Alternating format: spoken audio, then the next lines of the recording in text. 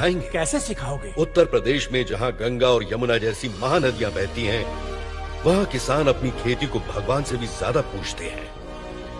वो किसान यहाँ के लोगों को जरूर सिखाएंगे। आपको मंजूर हो तो वहाँ के किसानों को ये काम सौंप सकते हैं। मुझे मंजूर है, शुरू कर दो। राजस्थान सरकार ये 5000 एकड़ की जमीन आपको 30 सालों के लिए देती है। इस जमीन पर खेती बाड़ी करके अगर आप अपने मुनाफे का एक छोटा सा हिस्सा कर के रूप में सरकार को देंगे तो 30 साल बाद सर्वे ऑफ इंडिया एक्ट के अनुसार ये जमीन आपकी हो जाएगी। राजस्थान सरकार स्पेशल कैटेगरी कोटा के तहत आपको सारे जरूरी उपकरण उपलब्ध करवाएगी। आप तरक्की करेंगे और साथ ही हमारे राज्य का विकास करेंगे। मंत्री जी, आप हम किसानों को इतने दूर लेकर आ गए, आपकी बहुत मेहरबानी। हजारों एकड़ जमीन देकर हमारा भला किया। हम आपका ये एहसान कभी नहीं भूलेंगे। अपनी आखिरी सांस तक हम जी जान से मेहनत करेंगे, इस जमीन को उपजाऊ बनाएंगे, फसल उगाएंगे। ये कागज इन 500 परिवारों के लिए है। जमीन समान रूप से बांटी गई है। बहुत बहुत धन्यवाद। इस तरह कई साल बीत गए। मंत्री वीरेंद्र नाथ ठाकुर की सलाह रंग लाने लगी। उत्तर प्रदेश के मेहनती किसानों ने राजस्थान की जमीन को उपजाऊ बनाया और जल्दी वहां फसलें लहलहाने लगी। मालपुरा के किसान भी उनके नक्शे कदम पर चलकर एक खुशहाल जिंदगी जीने लगे। गांव में सूखे और भूख की समस्या खत्म हो गई। धीरे धीरे वहां के लोग समझदार और सभ्य बन गए, लेकिन जुर्म अब भी हो रहे थे। फर्क सिर्फ इतना था कि वारदातें छोटी मोटी हो रही थीं।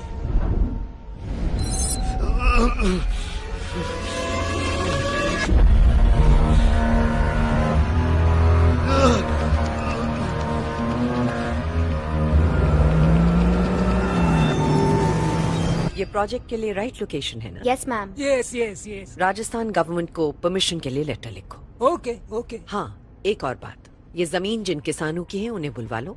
मैं उन्हें एडवांस पेमेंट दूंगी। Okay ma'am.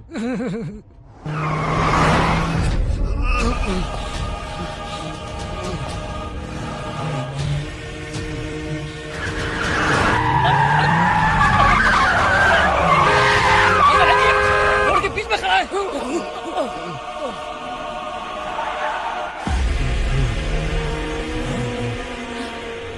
ये कौन है?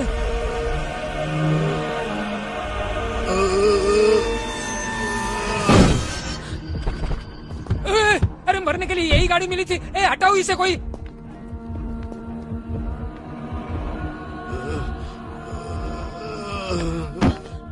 अरे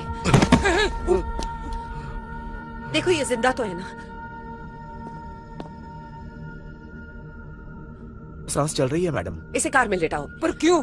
बोली ऐसे तो क्रिमिनल लगता है। बेकार में इस आफत को हम क्यों गले लगाए? ये भले ही क्रिमिनल क्यों ना हो, है तो एक इंसान ही ना। इतनी अकल नहीं है तुम्हें? सुनो, या नजदीक में सबसे अच्छा हॉस्पिटल कौन सा है, जल्दी से सर्च करो। Okay madam. इसे जल्दी से गाड़ी में लेटाओ। आ जाओ।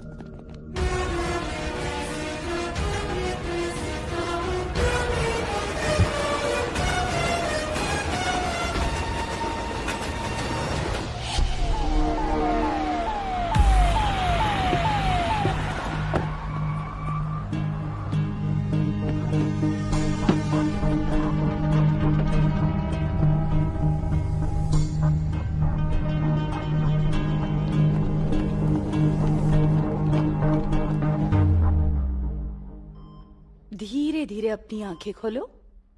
धीरे। हाँ, बहुत अच्छे। आराम से। तुम बिल्कुल ठीक हो, कोई प्रॉब्लम नहीं है। तुमने मुझसे पैसे तो हार्ट अटैक के लिए। देखो घबराओ मत, तुम बस आराम करो। पता चलते ही मैं तुरंत आ गई। तुम्हें कुछ हो और मैं ना हूं, ऐसा हो सकता है क्या? तुम्हारे लंग्स में थोड़ा सा पानी भर गया था, इसीलिए तुम्हें सांस लेने में दिक्कत हो रही थी, तो ऑक्सीजन लगाकर तुम्हें यहाँ आईसीयू में रखा है। 1 हफ्ते में तुम बिल्कुल ठीक हो जाओगी। ऊपर क्या? ऊपर वाला पंखा चालू करो। नहीं नहीं नहीं, एसी कमरा है ये। ओह, मैं समझ गई। पिछले हफ्ते आपने जिसको यहाँ एडमिट करवाया था, आप उसी के बारे में बात कर रही हैं ना? ओके, वो भी यही है।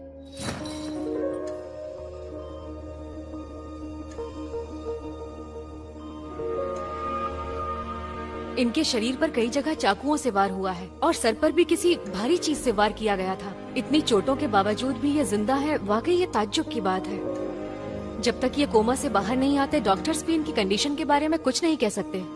इनका कोई अपना इनके लिए दिल से दुआ कर रहा है। उन्हीं दुआओं की वजह से आज ये जिंदा है मैडम। घबराओ मत, मैं ख्याल रखूंगी तुम दोनों का। दीदी, हमारे कंपनी के सारे एम्प्लॉयर्स और मैं दिल से दुआ करेंगे कि आप बहुत जल्दी ठीक हो जाएं। वैसे तो मैं घूमने के लिए स्विट्जरलैंड जाने वाला था, लेकिन आपकी तबीयत की वजह से मैंने कैंसिल कर दिया। मुझे स्विट्जरलैंड जाने के लिए कह रही है बाहर। अब जाइए यहाँ से। ठीक है, बाहर चला जाता हूँ। ये कैसा हॉस्पिटल है रे? एक नंबर हॉस्पिटल है। मैंने उसके क्रियाक्रम का सारा सामान ले लिया, अब उस पर तुझे लिटा के तेरी अर्थी निकालू क्या मैं? हाँ? अरे मैं क्या करता, तुम्हारी फैमिली डॉक्टर ने बीच में आके सारा प्लान चौपट कर दिया, इसलिए दोबारा ट्राई करना पड़ेगा। लेकिन तुमने जो मेरे से पैसे लिए उसका क्या? अरे टेंशन क्यों ले रहे हो, आज रात ही उसका गेम बजा डालूंगा। मैं अपने होटल जा रहा हूँ आज रात। एशियन ग्रुप ऑफ कंपनीज की एमडी गरीबों की मसीहा सरोजिनी नायडू मर चुकी है। ये ब्रेकिंग न्यूज आनी चाहिए। ठीक है, चलो जाओ।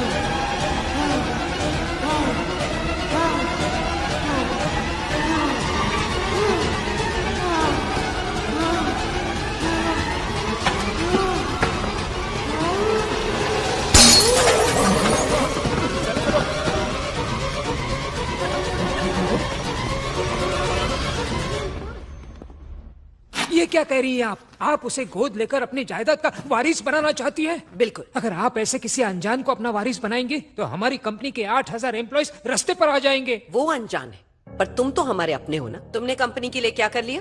फिर भी तुम्हें आज तक झेल रहे हैं ना हम। एक्चुअली सरू, उसके शरीर पर इतने घाव देखकर मुझे भी लगा कि वो एक बहुत बड़ा क्रिमिनल है।